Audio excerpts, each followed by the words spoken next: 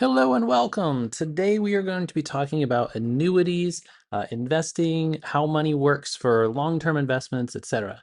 Before we really get started, I do want to make sure you guys understand that I am not a financial advisor, and the information presented here is really for educational purposes only. We're going to be discussing annuities, related financial concepts as a part of the course material. This information should not be considered financial, investment, tax, or legal advice in any way. You really should consult a qualified professional before making any financial decisions. That being said, I'm really just a guy who likes to play with numbers and likes to see how money works. So let's kind of explore some of that together, and hopefully you'll find some of this useful. To be honest, personally, this is one of my favorite topics because I feel like it's very applicable to a lot of students just to see the power of time and the power of money. Now, an annuity is a series of scheduled payments made at regular intervals with interest compounded at the end of each interval. Previously, we might have talked about putting some money away in a savings account and not touching it and just letting it sit and grow. An annuity is different because this is where you keep paying, you make regular payments maybe once a month or once a quarter or once a year, however it is, and you just keep paying this regularly into a fund.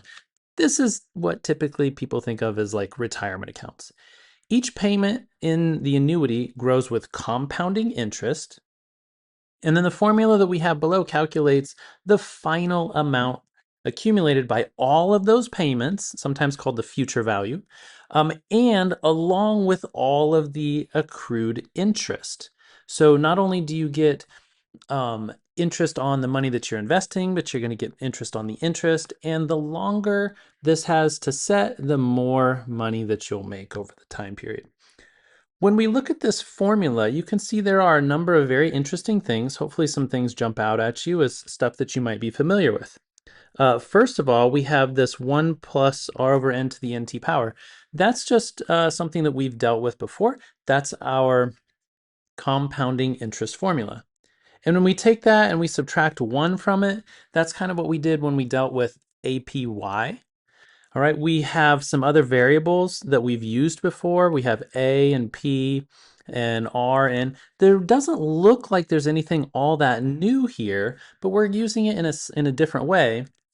And there is one that is a little different, and that's the P. I'm going to start with A. A is going to be the future value of the account, or the final amount, however it is that you want to think about it. And then P is not the present value, right? It's not the principal necessarily, but it's actually your payment amount that you're going to be making each period. So if you put $200 away each month into your retirement account, then you're making that regular payment into an account. And so that's what the P is that's your monthly payment or your quarterly payment or whatever it is. R is going to be our interest rate. As always, it does need to be in decimal format, so make sure that we always take care of that. T is going to be our time. That's always going to be in years. And then N is the number of payments made per year. I've already mentioned a very common one would be monthly. You would use N for 12.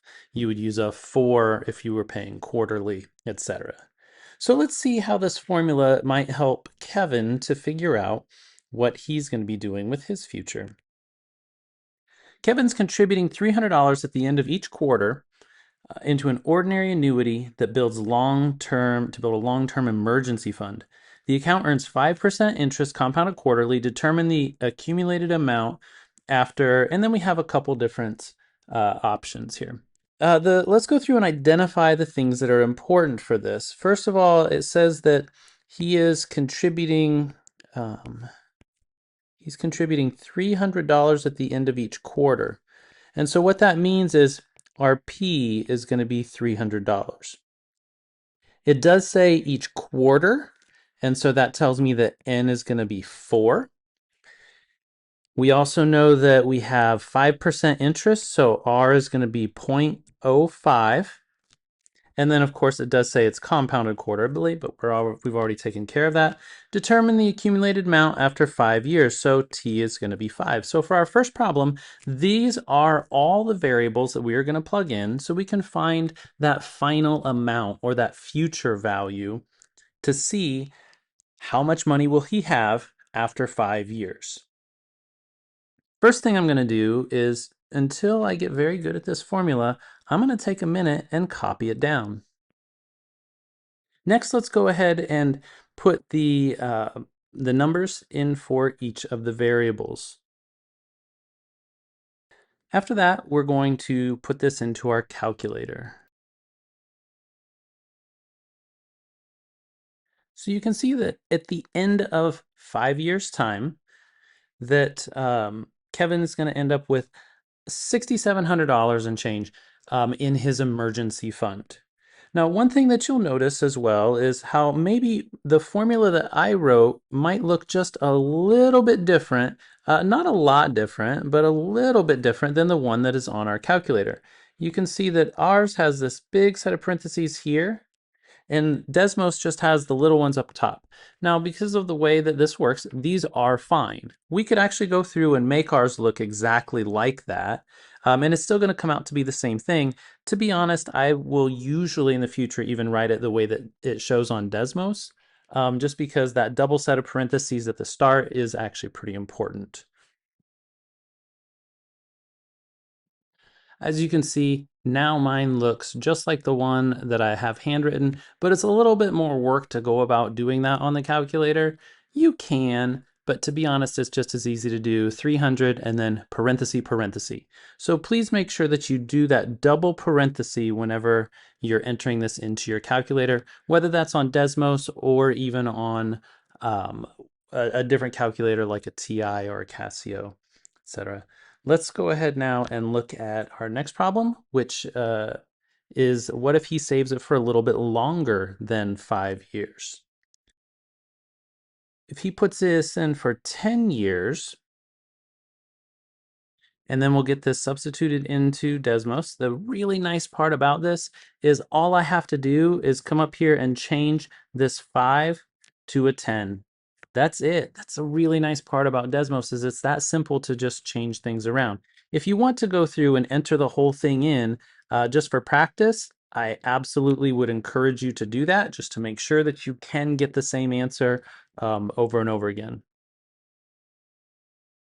See, we do still get the same answer, which is our 15,446. Because we're dealing with money, please make sure to always round to the nearest penny. Now, this is a continuation of this problem. If after 10 years, Kevin stops contributing but allows the fund to continue growing, how much will it be worth 50 years after the contributions? It is important to note that this would make Kevin pretty old, actually, unless he really started saving at a very young age. But we are going to see some of the power of compounding. So here's the important thing to note. Kevin stops contributing. That means that we're no longer dealing with an annuity. Remember, annuities are when we have regular payments into something. So this right now tells us that this is no longer an annuity. However, the fund does continue to grow. What this is now is this is just a compound interest problem. So I wrote the formula out because I always like to do that, make sure I know what I'm doing and what to plug in where. A lot of our things are going to be the same. One of the things that is different, however, is this P. Remember what we were using for P before, that 300, that was a regular payment. But in our compound interest problem, that P is actually stands for principal. And the principal is your initial investment. We're not talking about $300 initial investment. This is like a whole new problem. You see, Kevin has $15,000 that he's essentially putting into a savings account. He's going to put it in there and just let it sit and not do anything to it. So let's now put all of our numbers into our compound interest problem. Again, because we're dealing with money, I always round to the nearest penny. Hopefully I did that right. After he invests money and he keeps putting money away for 10 years every quarter, and he gets about $15,000. After that time, he says, I'm kind of done continuing to save. I don't need this money right now, so I'm just going to let it sit in the account, and I'm good with that. So he just lets it sit, but he does not contribute any longer. And that's why this turns into a compound interest problem. A problem like this, I got to be honest, teachers love problems like this because you have to actually understand what you're reading. You have to understand this. This is a two-part problem. He does one thing for the first 10 years, and then the second part of the problem, the next 50 years, he's doing something else. And you have to understand the difference between an annuity in the first 10 years, you're making regular payments, and a compound interest problem where you're just letting it set. So you got to understand that difference and understand that why you change formulas that you're using. Felicia sets up an automatic savings of $400 each month to prepare for a future home down payment. The account earns 6.5% interest compounded monthly. Determine the accumulated amount in this annuity after 15 years. Let's go through and identify what we know. $400 each month, that's going to be our payment. That's our P. We do know that this is compounded monthly, so n equals 12. Notice, you might not have noticed, so I'm just pointing it out, that it does say our payment is going to match the compounding, and that's important for our formula. For our formula to work, whatever the compounding is, you have to make that same payment amount. If it's only compounded quarterly, then you're going to be making payments quarterly. Those two do need to match. The account earns 6.5% interest, so I'm going to cross out that and write 0.065. Remember, we always use a decimal. And then lastly, we do know that our time is for 15 years. Our time is in years. Awesome, we're good. The next thing I'll do is write my formula until I have it memorized and I'm very comfortable with it. Now we'll substitute all of our numbers into this equation. And now we'll put this into our calculator. So after 15 years of investing, that's not important. We already took care of that in the last problem. She does not need to buy a house. Okay, that's not really that important for this problem. She makes more money now. Okay. Oh, she decides to start investing $1,000 each month. So that means that our P is going to be $1,000. She retires in 20 years. So that tells me that T is going to be 20. And we know that she's doing this each month. So that's going to tell us that our N is 12. And we're going to assume that she has the same interest rate as before. So our R value is 0.065. Now, if we use this formula that we used in the previous problem, and we start putting all of our numbers into it, we end up getting $490,420.93. This isn't the end of our problem. You might have been sitting there watching me do that saying, but what about all the money she saved before? Exactly. She already saved a bunch of money before. We don't have that accounted anywhere. And if you're thinking you just add that on, that's not exactly right, because over the course of this 20 years, that money has been sitting there. This $121,000 has just been sitting in the account, basically untouched. You see, we're treating this almost as though she has two separate accounts. The first 15 years, she saved money until she had $121,417.91. After 15 years, think of it like this. She stopped putting money in that account and just let it set. She created a new account, and that's where we did this. She created a new account, and this new account on its own earned $490,000. So we've got to take care of that first account. This is just a compound interest problem where she's taking this money, she's going to let it set for 20 years and not touch it. So after 20 years' time, that $121,000 of not touching, but just letting it set in the account has grown up to be 443,000. And in addition, the money that she's been putting in for the last 20, where she's been putting in $1,000 every month for the last 20, that has also grown up. And so in total, she will get the sum of this. We add these two amounts together.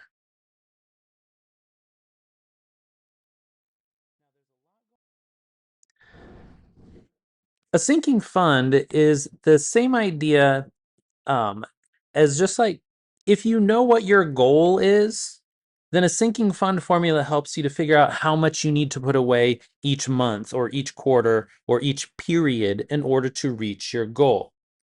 So if we know what our future value is, we know we want to have $1 million sometime in the future. How much do we need to put away each month to make that happen? The sinking fund formula is derived by solving the regular annuity formula for P. You can see that we've done that there, and we really just have this formula, which has a lot of those same values from before. If you watch, let's just quickly go ahead and derive this for P, just so that you can see exactly where that formula came from.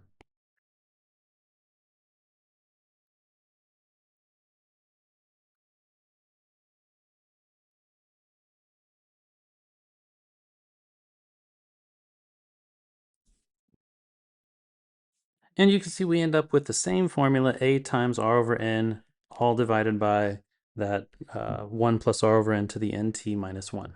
We do get the same thing, maybe a little tedious. All we did really was to multiply by the reciprocal, or we solved for P.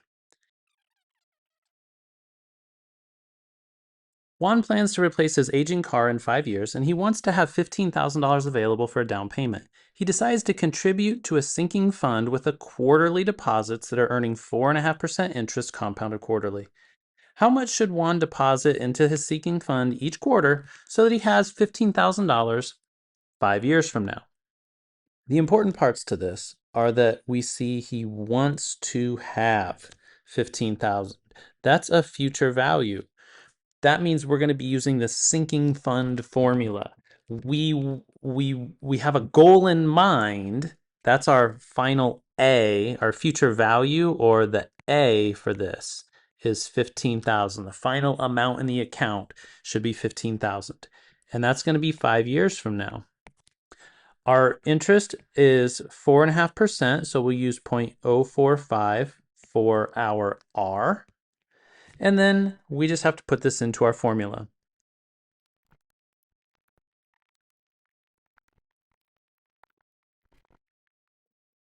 This shows that if Juan puts away $672.98 each quarter for 5 years, that he will end up with $15,000 in the future.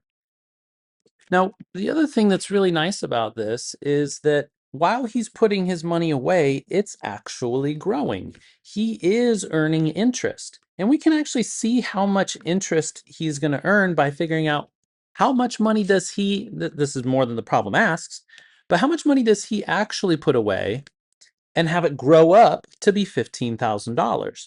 So if I just take his payment that he has, which is $672.98, and he's going to do that quarterly, so we'll go ahead and take that times 4 times in a year. And he's going to do that for 5 years. In total, he will put $13,459.60 into an account.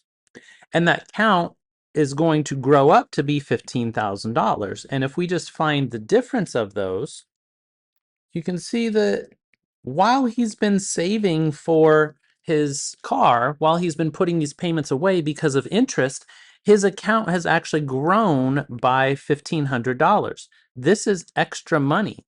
If all he did was put his money under his mattress and wasn't earning any interest, he would have only had $13,459.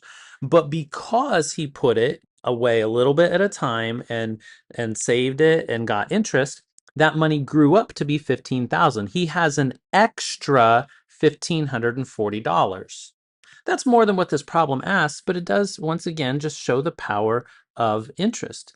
Something else that I would definitely encourage you to do, or encourage Juan to do, is after he gets his car paid off, and maybe all of you, keep making that payment, but this time, instead of paying the bank that payment because your car's already paid off, put that money into a separate account and pay yourself. You're probably going to drive that car for another 3 or 4 years, maybe 5 years. To be honest with you guys, I've been driving my same car at the time of this video. I've been driving my same car now for the last 13, 14 years. It's been paid off a long time ago.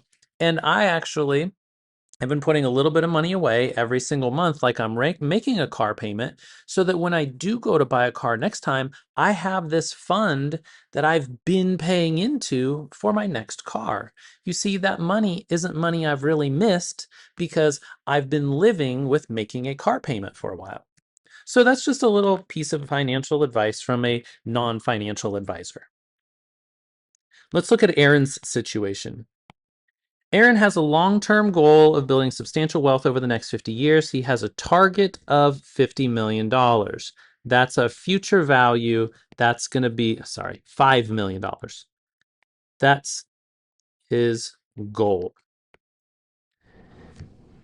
He plans to invest it into a sinking fund that earns 8% interest compounded monthly. How much must he invest at the end of each month to get $5 million 50 years from now? $5 million seems like a very lofty goal. Let's just see though, because it might not be as much as what you think. Maybe right now, think in your head, I wonder, in order to get $5 million 50 years from now, how much does he need to save each month? I know that's really hard, but it's always a good idea just to get something in mind. That way, if your answer doesn't make sense, you can go back and double check and say, wow, I must have done something wrong. Or you can be amazed.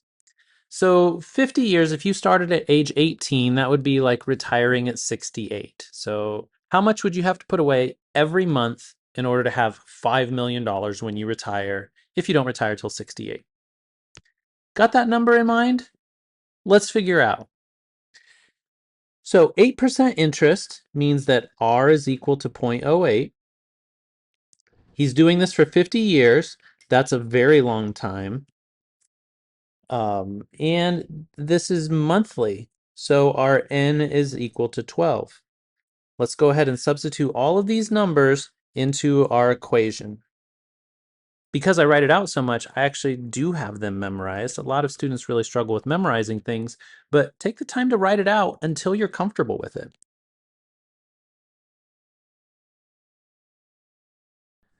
This does get us $630.38. Now, $5 million is a pretty lofty goal. And if I'm being very honest, $630 a month to put away every single month towards retirement might feel like a lot. But also, he might not need $5 million.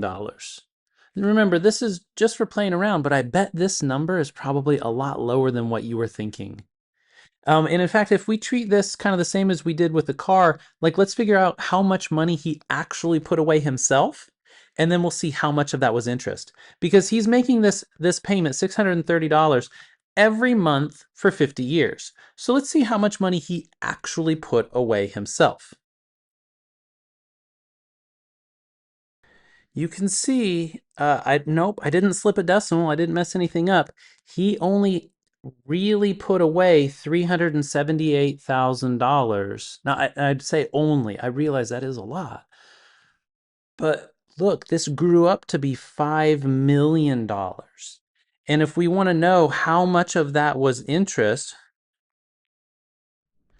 you can see it's like $4.6 million worth of interest over the course of his life. So the power of compounding interest and the power of time is something that is really kind of amazing. Time is one thing you can't get back, not unless you make a time machine. And if you do, please don't go destroying the fabric of time.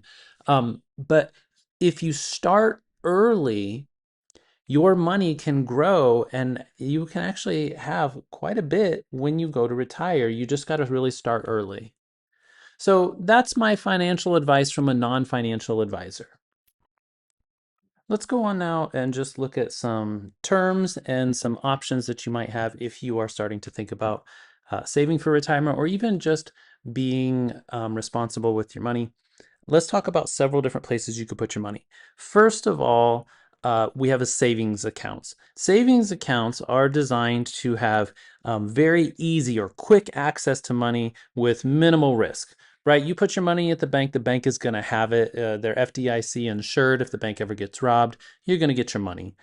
Typically, they have very low interest rates compared to long-term investments. I will tell you that my bank, my brick and mortar bank, pays me 0.01% interest on my savings accounts, which means that over the last 30 years that I've had that, they've paid me probably a total of like $100 in interest, if that, probably not even that. Interest is very low in a savings account, but it's very convenient because you can get your money instantly.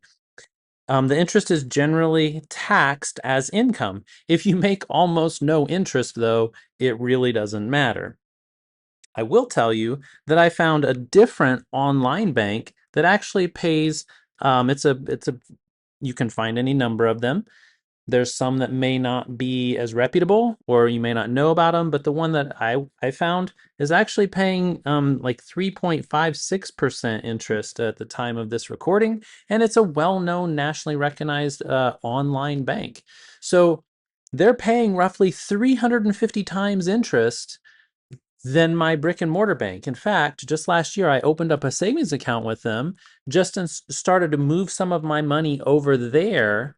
And in the last year, I've made more interest with them than I have in the last 30 years with my other original brick and mortar bank.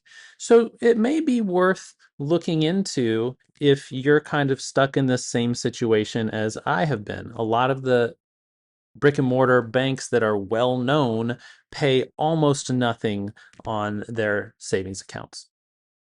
Now, these are mostly used for emergency funds, short-term goals, just managing your money because you have instant access to them. You can put money in, take money out, maybe link it to checking account, link it to your other payments that you need to make. Now, when we start planning for long-term goals, that's when we want to start thinking about an IRA. An IRA is called an individual retirement account, and this is for long-term savings. The earnings grow tax-free, which is pretty incredible. And then when you withdraw the money, that's when you pay the tax. So this is a long-term goal. It's also might be known as a tax-advantaged plan. You might hear some people talk about their IRA or their tax situation, maybe in April when it comes around to doing their taxes. If you put money into an IRA, you're going to get more money back on your taxes that year. It's really that easy. It's tax advantaged, meaning it's good for you. This is something you should maybe consider. Now, a Roth IRA, it's kind of like a traditional IRA. It's still an individual retirement account. The contributions, though, are made with after-tax dollars, meaning you don't get money back on your taxes that year. However, your earnings grow tax-free. And then withdrawals, whenever you go to take the money out, they're not taxable. All that money grew tax-free and you take it out and it's tax-free. So if you happen to invest in like the next Apple or the next Netflix or whatever, and it grows up to be $50 million when you retire, you could walk into the bank, say, I'd like to withdraw my money, please. You take all 50 million and you don't have to pay a single cent in taxes. It's crazy. This is so good that the federal government limits how much money you're allowed to put in them. It does change every year. Right now, I think it's about $6,800 is the most that you can put in there in a year because it's just such a good thing to do. You put money in and then you get it tax-free when you go to retire. And you'll notice I do keep saying when you retirement, these are IRAs, means retirement accounts. You actually can't take money out of them. I believe it's until you're 59 and a half years old. If you take money out before then, you don't really get the advantages of all the tax stuff. So you just have to pay you have to pay fees. These are great things to get set up, to talk to a financial advisor about, or to manage on your own. They are, after all, called individual retirement accounts. Next, we have something that's very appealing to a lot of young investors. is day trading. Day trading is used to buy and sell several investments over short periods of time.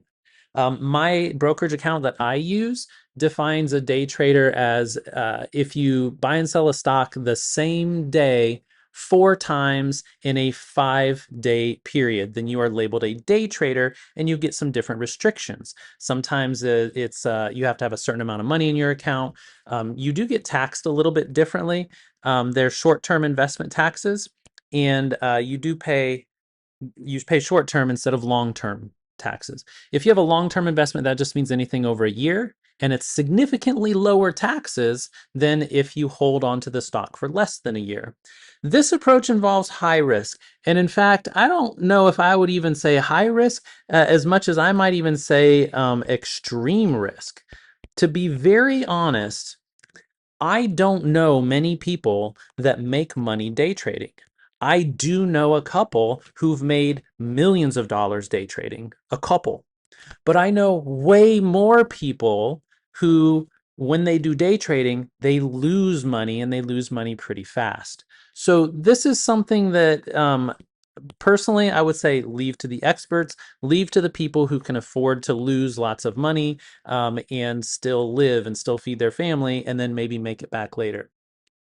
Day trading isn't so much, it really relies on timing the market rather than understanding what a good stock is. Some people actually relate day trading closer to gambling than anything.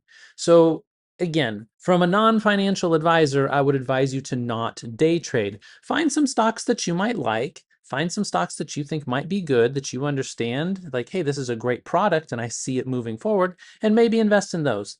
If not, one of the things that I invest in is I just invest in an S&P 500 mutual fund.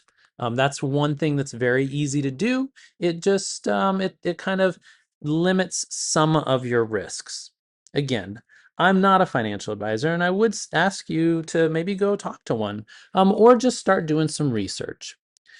So I hope that seeing the power of time maybe might inspire you to think about setting up some long-term savings. Hopefully, seeing the numbers on here is at least interesting to you. Good luck with your formulas. Remember, keep writing them out, keep entering them into your calculator over and over again until you can consistently get these. I would also encourage you to play around with interest rates and play around with times and payments and maybe set some goals for yourself. I hope this was helpful. And if I haven't turned you off to math completely and you've learned something and you want to come back, I guess I'll just say until next time. Good luck.